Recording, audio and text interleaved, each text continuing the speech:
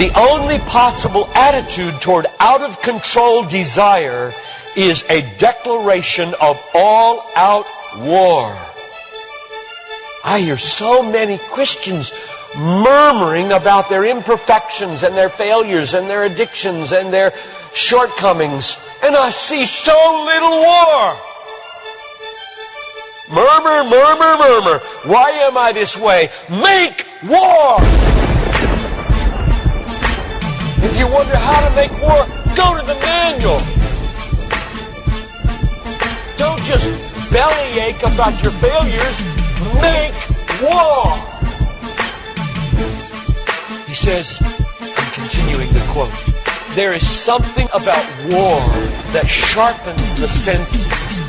You hear a twig snap or rustling of the leaves and you are in attack mode. Someone coughs and you are ready to pull the trigger. Even after days of little or no sleep, war keeps us vigilant. There is a mean, violent streak to the true Christian life.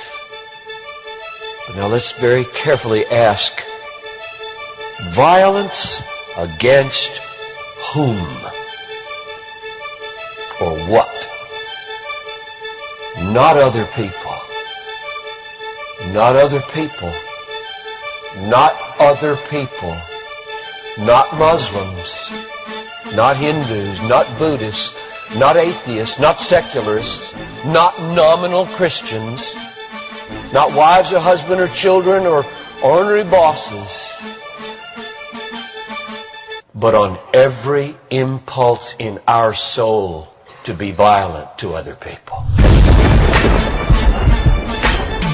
Violence, a mean streak in Christianity, against our own selves.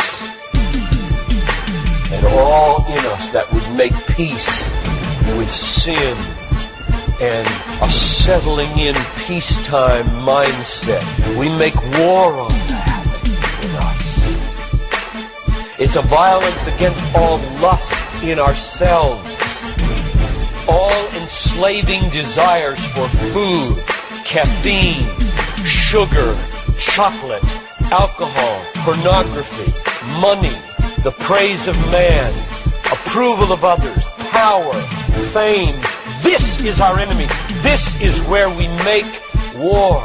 It is a violence against all racism in our souls, all sluggish indifference to injustice in our souls, a violence against all indifference to poverty and indifference to abortion in our souls. Did you know that in the warfare of Romans, Satan doesn't show up until chapter 16. We tend to think of spiritual warfare as this little thing where you find some way to pray or some way to lay hands on or some way to do a Satan thing. Well, that's important. Believe me, that's important. We war not against flesh and blood, but against principalities and powers and world rulers of this present darkness and spiritual hosts of wickedness in the heavenly places. That's important. But you know what? It's not nearly as important as this. Because the only foothold Satan has in your life is your flesh and your sin. Nobody goes to hell because of Satan. The only reason we go to hell is sin. Much more important than fighting Satan is fighting sin. This warfare in verse 13 is vastly more important than figuring Satan out. Get that. My biggest enemy is not Satan. My biggest enemy is John Piper. And he's the only reason I'll go to hell, not Satan. Satan, you don't have nearly that kind of power. And therefore, I really care about us learning how to do this battle. Christianity is not a settle in, live at peace with the world the way it is religion. Like most Christians live their daily lives. Verse 13. If by the Spirit you kill. There's a mean streak in Christianity, and it's not against anybody else but ourselves. In fact, it's against the meanness of ourselves against other people.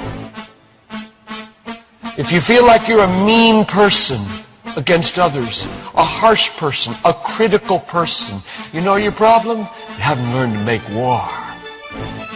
You haven't learned to be mean. You haven't learned to get violent against your violence, against your meanness, against your critical spirit. And you complain of it, talk about it, but have you made war 24/7 against it?